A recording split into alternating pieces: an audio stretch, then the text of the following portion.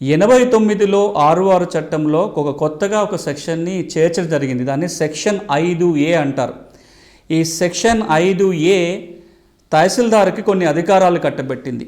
ఎవరైతే అన్రిజిస్టర్డ్ సాదా బైనామాల ద్వారా భూములు కొనుగోలు చేస్తారో అలాంటి కొనుగోలుని క్రమబద్ధీకరణ చేసి ఆ వ్యక్తికి పాస్ పుస్తకం టైటిల్ డీడ్ జారీ చేసే అధికారాన్ని తహసీల్దార్కి కట్టబెట్టారు. ఇది సెక్షన్ 5A. అదేవిధంగా 6వ రూల్స్లో రూల్ 22ను చేర్చి ఆ 22A ఒక రూల్ని చేర్చి ఈ రూల్ ఏం చెప్తుంది, రూల్ 22 సెక్షన్ 5A ఏం చెప్తుందంటే, ఎవరైనా సాదా బైనామా ద్వారా భూములు కొనుగోలు చేసిన వాళ్ళు తహసీల్దార్కి ఫారం 10లో దరఖాస్తు పెట్టుకోవాలి.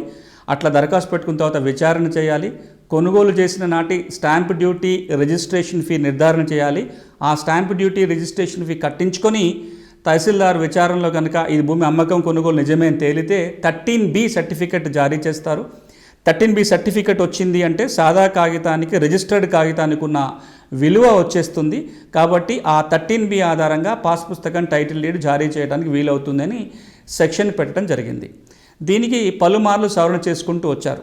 చివరికి 2009 కూడా అవకాశం ఒకసారి కల్పించారు సాదా బైనామా క్రమబద్ధీకరణ చేసుకోవడానికి.